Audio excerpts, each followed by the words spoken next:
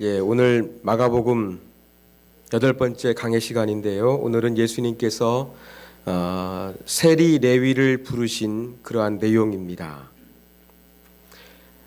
레위라고 기록되어 있는데 또 12 제자 명단을 정리한 그 다른 성경에 보면은 레위라는 이름이 별로 등장하지 않습니다. 마태라는 이름이 많이 등장을 합니다. 그래서 이 마태라는 사람이 맞을 것이고 세리 레위는 12 제자에 들어가지 않을 것이다. 그렇게 주장하는 학자도 있는데 또 많은 사람들은 이 레위와 마태를 동일한 사람으로서 그렇게 보고 있습니다. 여러분, 이름을 2개 가진 사람도 있지 않습니까? 베드로도 예수님 별명을 지어주던 것처럼 그렇게 여러 가지 이름을 가지는 것은 또 흔했습니다. 또 그 당시에는 히브리 민족이었지만 이스라엘은 주권을 빼앗기고 또 그 로마의 압제를 받고 있었습니다. 그래서 로마식 이름이나 헬라식 이름 이런 가진 사람도 있었기 때문에 이름이 여러 개인 거에 대해서 우리가 너무 그렇게 색 안경을 끼고서 바라볼 필요는 없이 그냥 오늘 예수님께서 세리 레위를 부르셨는데 이 사람은 예수님의 12 제자 중에 한 사람인 마태일 것이다. 그렇게 여러분들이 생각하셔도 큰 무리가 없습니다. 자, 여기서 중요한 것은 레위의 직업입니다. 레위의 직업이 바로 무엇이냐? 세리였습니다. 영어로 하면 텍스 콜렉터, 세금을 거두어 드리는 사람 이렇게 합니다. 우리는 주로 공무원이 합니다만 이것을 성경시대 당시에는 공무원이 한 것이 아니라 외주를 줬습니다. 이 세금을 거둬들이기 위해서 로마 제국은 이걸 외주를 준 거예요.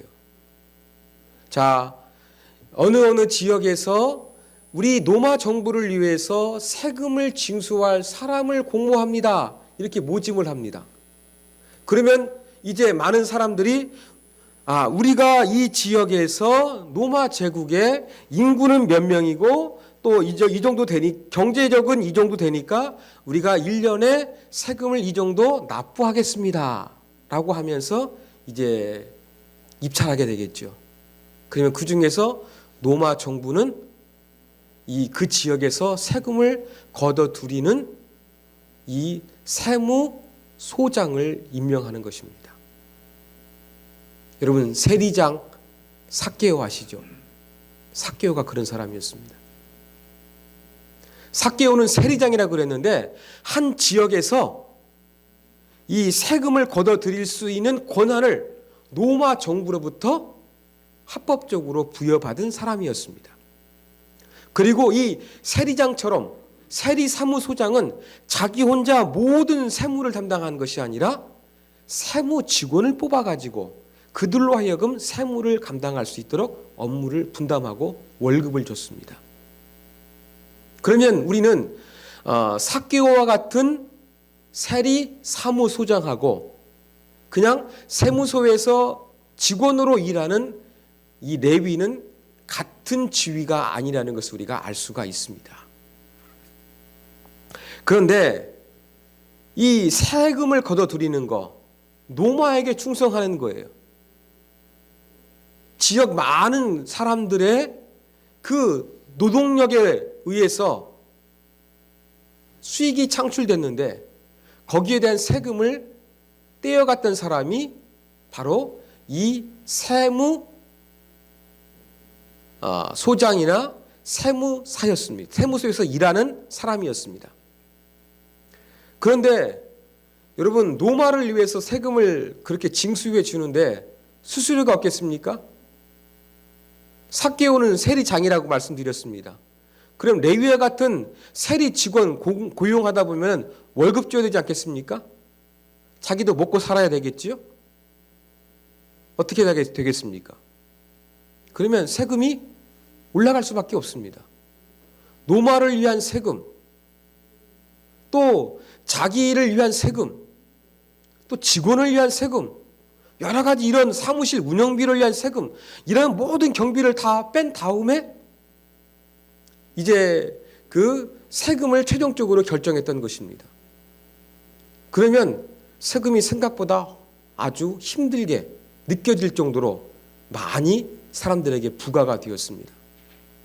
그러면 일반 이스라엘 백성들, 세금 걷어가는 사람들 좋아했겠습니까? 싫어했죠.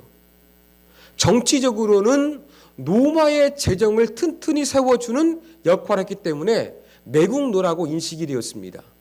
경제적으로는 로마를 위해서 세금을 합법적으로 징수를 하면서 자기 입속을 챙겼기 때문에 이기적인 사람으로서, 돈밖에 모르는 사람으로서 사람들에게 많이 지탄을 받는 그러한 위치에 있었습니다.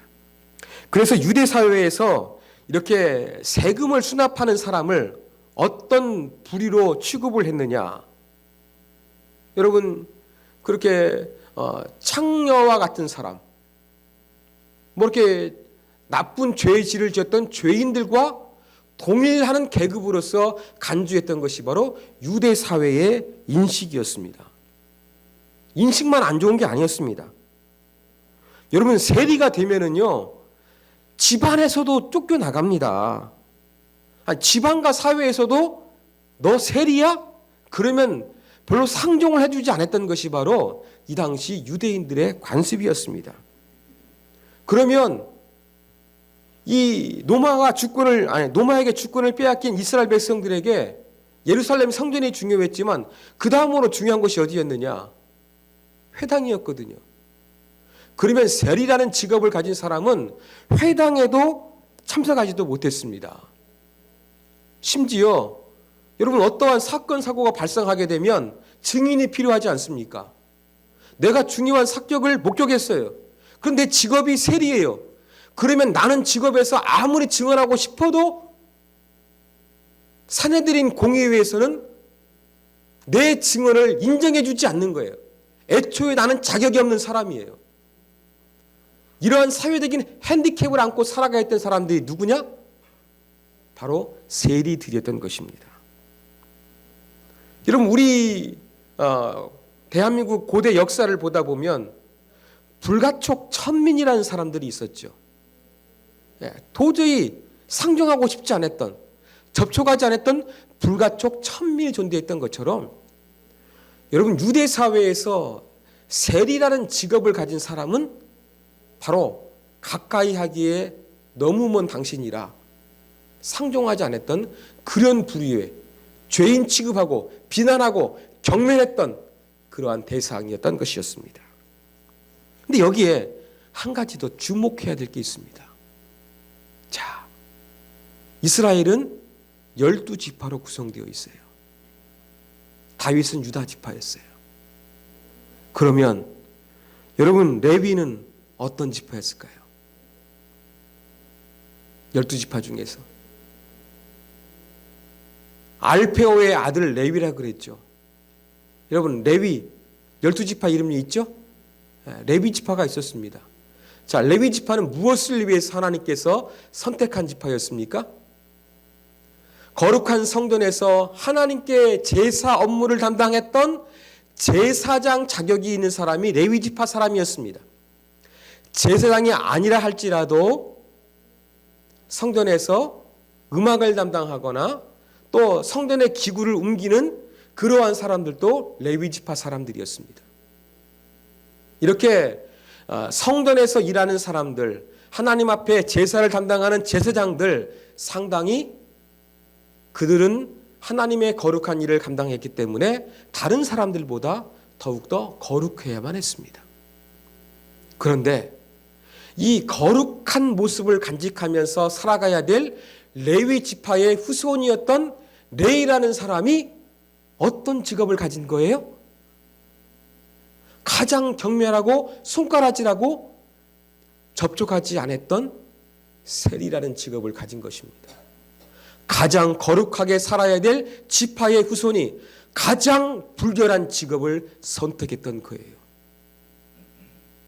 그러면 사람들은 레위라는 사람이 세리라 이야기 들었을 때 어떠한 느낌을 가졌겠습니까? 저 사람 레위 지파 사람인데 왜 저렇게 노마의 앞잡이가 되어서 매국노가 되어서 부정한 돌을 만지며 살아가는 거야? 다른 어떤 삭개와 같은 사람들보다 더욱더 그의 지파 때문에 그는 더 비난을 많이 받았을 것입니다.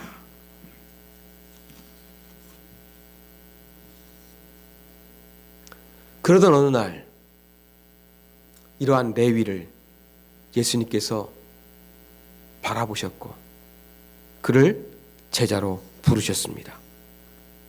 이것은 종교적인 경건의 모양을 중시했던 당시 유대인들의 상식과 통념을 부수는 행위였습니다.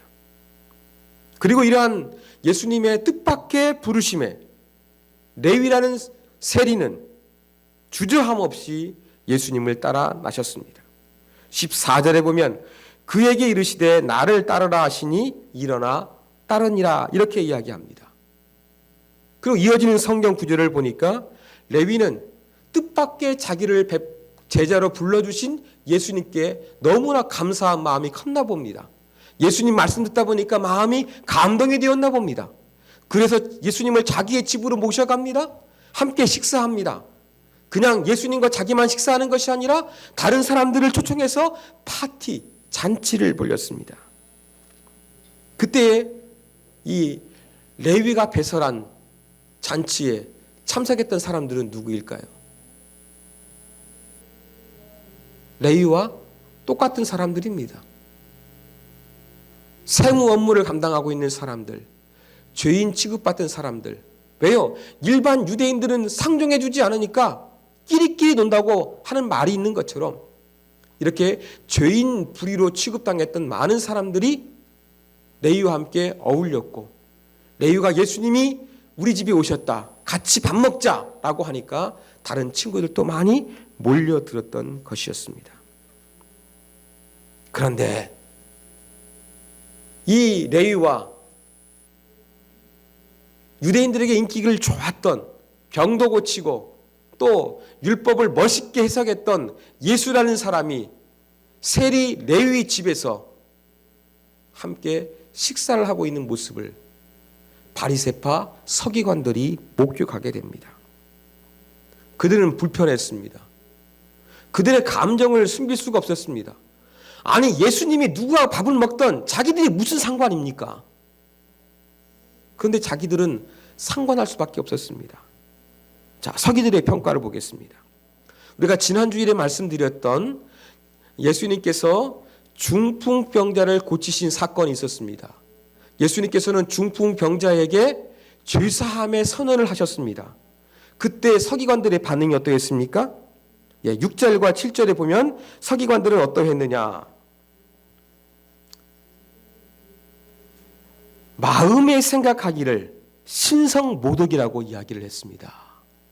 마음속으로 말했던 것이지 입 밖으로 냈던 것은 아니었어요. 그런데 오늘 레위와 함께 죄인들과 식사하고 있는 예수님의 모습을 보고서 이것은 마음속으로 혀를 차고 지나갈 수가 없었습니다. 어떻게 합니까? 예수님의 제자들을 찾아옵니다. 그리고 이야기합니다. 어째서 너희 스승들은 죄인들과 함께 식사할 수 있단 말인가? 라고 하면서 따지는 거예요.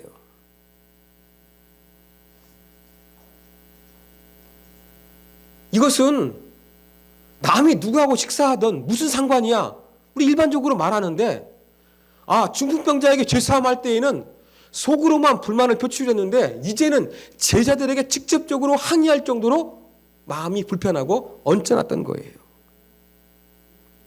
우리는 성경시대 당시에 유대인들이 이 식사하는 것, 식탁 교제가 어떠한 의미가 있는가 한번 살펴볼 필요성이 있습니다. 여러분, 한국인이 제일 많이 하는 거짓말이 뭔지 아십니까? 예, 맞아요. 언제 밥이나 같이 한번 먹자, 이 말입니다. 여러분, 외국인들이 느끼기에 한국 사람들의 독특한 문화가 밥이나 한번 같이 먹자, 이 말이라고 합니다. 그래서 어떤 외국인은요, 우리나라 와가지고 언제 밥이나 같이 한번 먹어요. 이렇게 이야기하니까 오늘 밥 먹을까요? 조금 이제 머뭇거렸나 봐요. 그러면 내일 12시에 만나서 식사할까요? 이렇게 얘기를 했대요. 그러니까 상대방이 당황해가지고 어떻게 하냐면 아니 내가 연락할게 이렇게 이야기했다고 합니다. 여러분 한번 밥이나 같이 먹자. 이게 무슨 말입니까? 이 말은 우리가 많이 사용하는데요. 꼭 밥 먹자는 의미도 있을 때가 있습니다만 그냥 헤어질 때 그냥 헤어지기 좀 민망하지 않습니까? 그러다 보니까 헤어지기 민망하다 보니까 그냥 상투적인 표현으로서 우리가 하는 말이 무엇이냐? 언제 밥이나 같이 한번 먹어요라고 하면서 헤어지는 거예요. 이것은 고맥락 사회의 언어 관습입니다. 고맥락 사회가 무엇입니까? 말 그대로 받아들이는 것보다 그 어떠한 분위기 속에서 어떠한 상황 속에서 그 말을 내뱉었는가 이 상황 속에서 이해하는 것이 정말로 중요합니다. 근데 미국계 같은 사회는 저맥락 사회예요. 왜? 다인종 국가니까. 민족과 언어와 관습이 달라요. 그러다 보면은 정확한 커뮤니케이션이 이루어지기 위해서는 어떤 말을 쓰겠습니까? 문맥 속에서 이해할 수 있는 그러한 고맥락 언어를 구사하는 것이 아니라 정확하게 지시하는 그러한 언어를 많이 사용하는 것입니다. 그런데 농경사회나 아니면은 한 곳에 오래 종착해 사서 그 구성원들 간에 공유하고 있는 것이 아주 많은 이런 한국과 같은 사회는 어떠하느냐? 너무나 익숙하기 때문에 고맥락 사회 분위기 속에서 어떠한 말을 하고 있는지 이야기해도 사람들은 전부 다 알아듣는 겁니다. 그런데 저 맥락 문화 속에 살았던 사람이 한국에 와서 언제 같이 밥이나 먹어요라고 하면은 그냥 헤어지기 민망해서 내뱉은 말을 진짜 밥 먹는 것으로 이해하는 그런 오해가 생겼던 것입니다. 우리 문화권에서는 언제 밥 한번 같이 먹자. 그냥 인사말이에요. 그런데 유대인들에게는 그냥 인사말이 아니었어요. 어떠했느냐? 가장 친밀한 사람하고 밥을 먹었습니다. 함께 밥을 먹는다는 것은 그 사람하고 내가 얼마나 친밀한가 이걸 잘 보여주는 바로미터가 되었던 것입니다. 또 한 가지 의미가 있었습니다.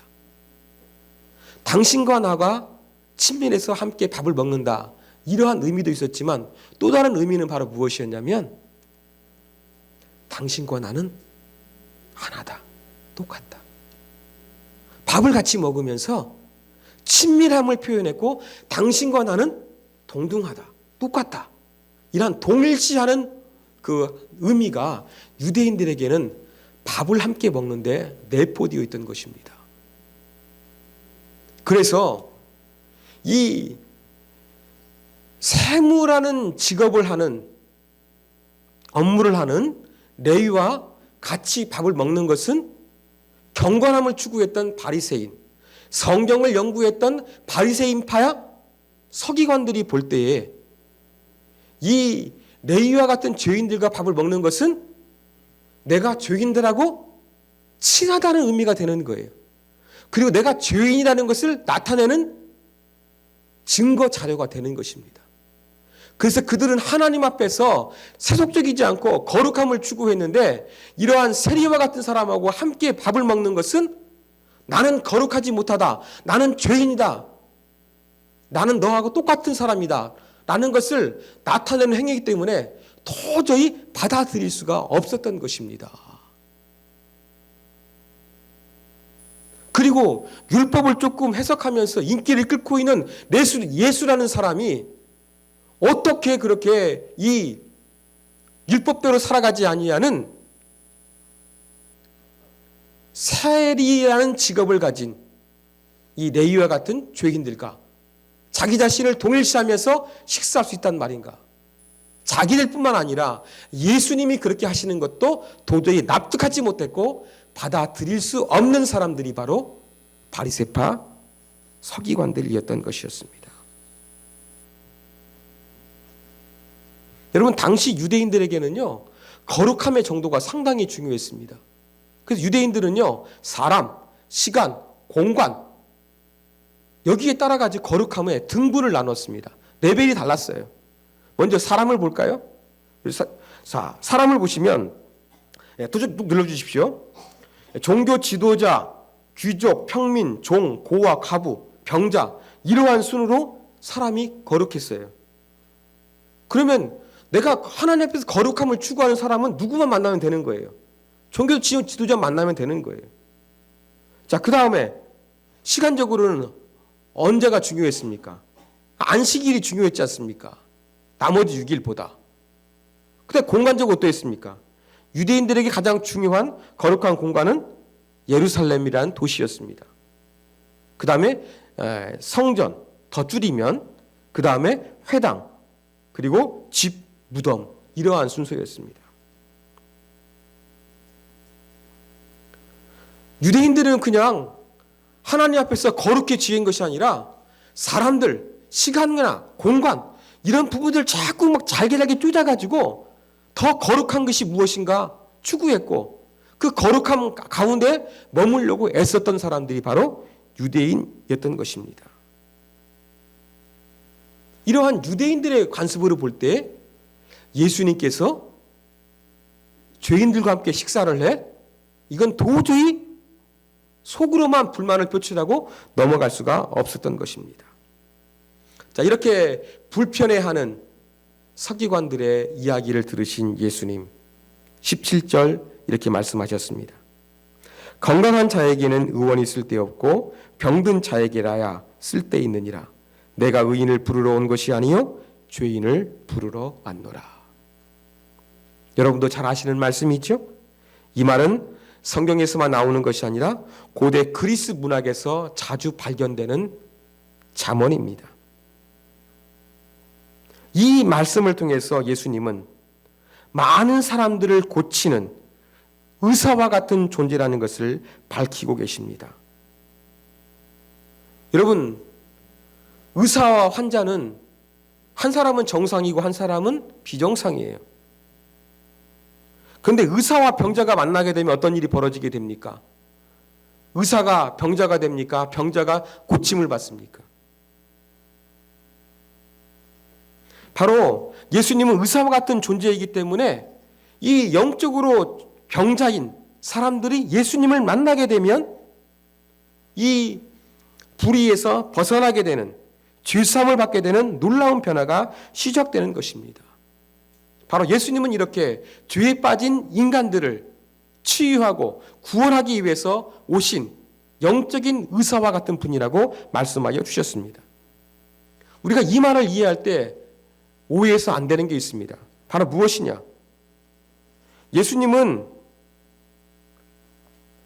의인을 배제하는 그러한 말씀을 하셨다는 것이 아니라는 것이 중요합니다. 예수님은 의인을 완전히 제껴버린 것일까요? 그건 아닙니다.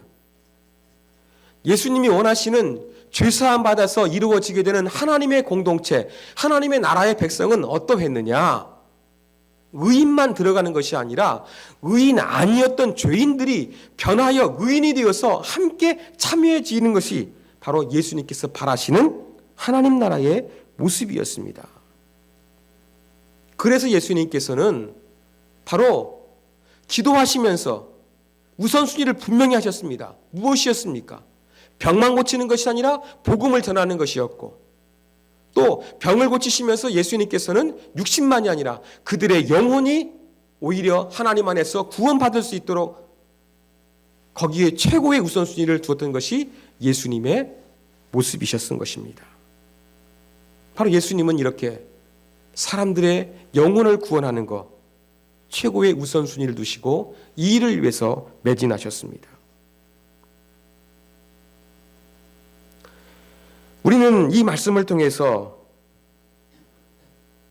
죄인을 구원하기 위해서 함께 밥을 먹으신 예수님과 내가 그들과 함께 밥을 먹으면 죄인이 되기 때문에, 똑같은 사람이 되기 때문에 밥을 먹을 수 없었던 이 바리새파 서기관들, 이 차이를 우리가 한번 고민해 봐야 되겠습니다. 여러분, 우리 시대에도 나는 하나님 앞에서 거룩해지기를 원합니다.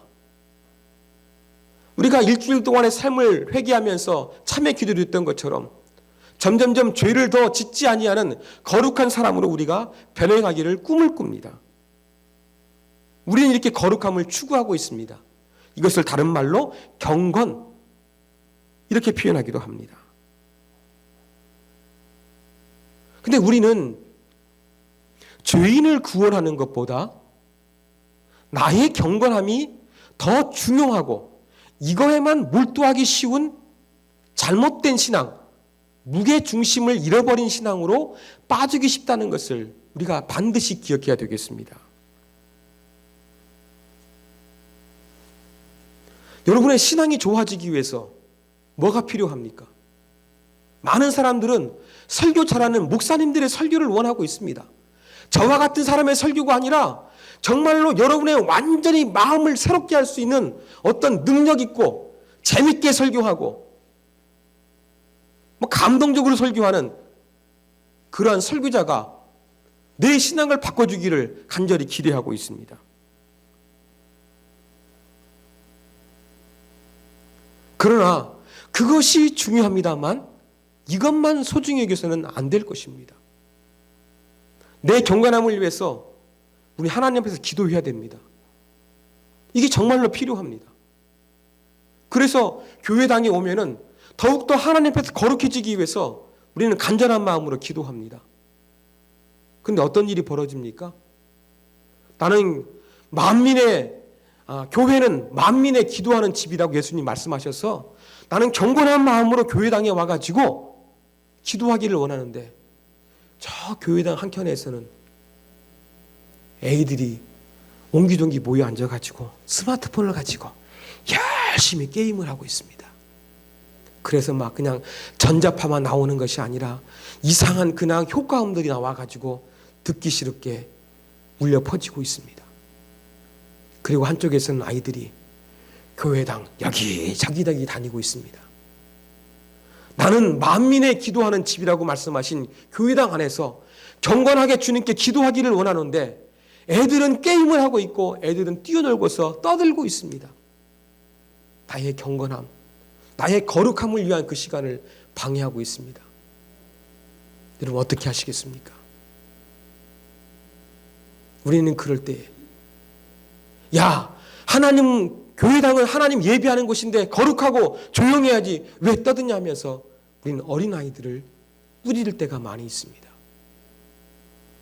그러나 우리 어린아이들에게도 교회당에서 좋은 추억이 있어야 되지 않을까요? 교회당에서 떠들지 말라고 맨날 혼나가지고 교회에 와가지고 이런 위축된 공간으로 인식되어가지고 우리 어린아이들이 바르게 신앙생활을 할 수 있을까요? 행복한 신앙생활을 할 수가 있을까요? 그럴 수가 없을 것입니다. 여러분, 내 경건함을 위해 가지고 교회는 기도하고 조용하고 하나님 예배하는데 집중해야 된다. 이런 생각하는 거 틀린 거 아닙니다. 맞습니다. 이것이 1순위입니다.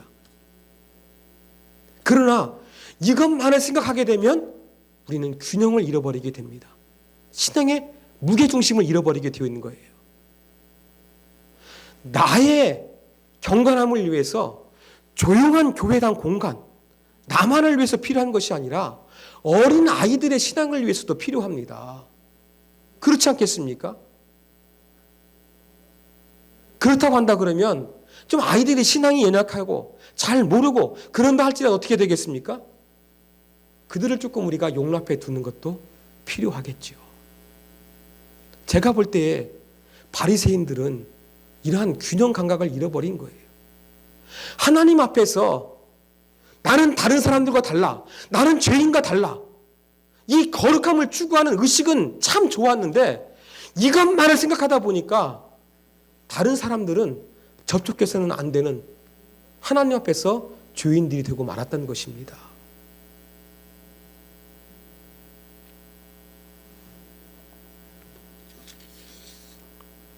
또 한 가지, 저는 말씀을 준비하면서 바리새파 서기관들의 입장에서 한번 생각을 해봤습니다. 그러면 바리새파 서기관들은 지금 그 세리 레위와 같은 사람이 예수님 만나가지고 변화되는 것, 새로운 삶을 살아가는 것, 세리라는 이 직업을 때려치는 것 원치 않았단 말인가? 죄인된 자리에서 자기들처럼 거룩함을 추구하는 사람으로 달라지는 것, 이런 것들을 전혀 이 바리새파 서기관들은 원하지 않았단 말인가?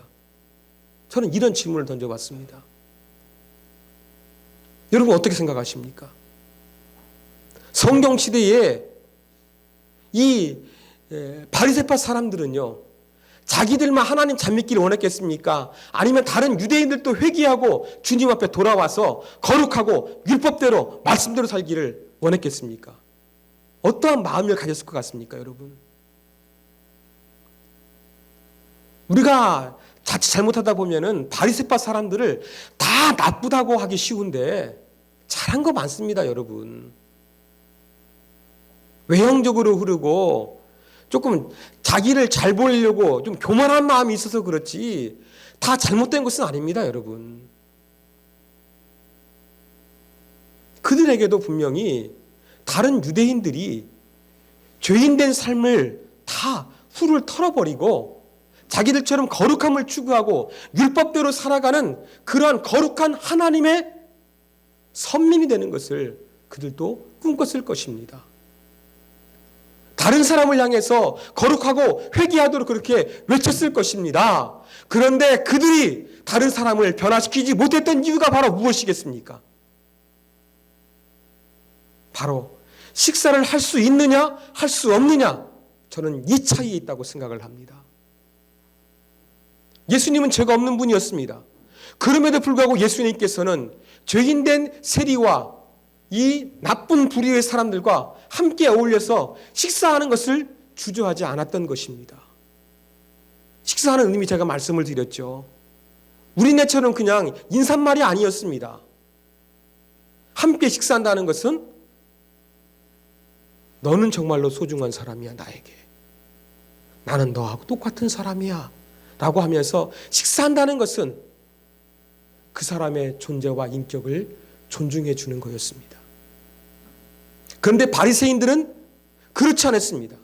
바리새인들도 레위와 같은 세리자가 바뀌기를 원했습니다. 그러나 나와 함께 식사하면서 바뀌어지는 것이 아니라 자기들 스스로가 하나님 말씀을 깨닫고 달라지기를 원했던 것입니다.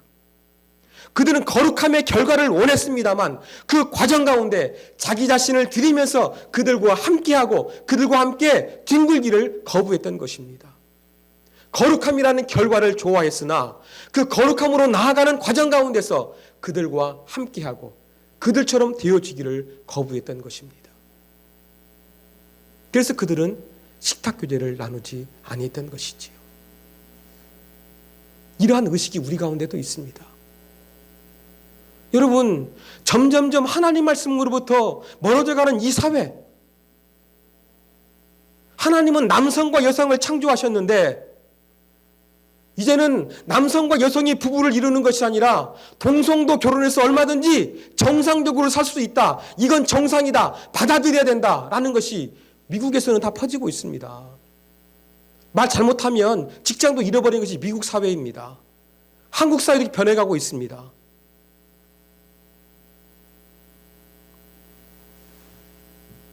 동성애자, 죄인들이죠. 그러나 우리 어떻게 되겠습니까?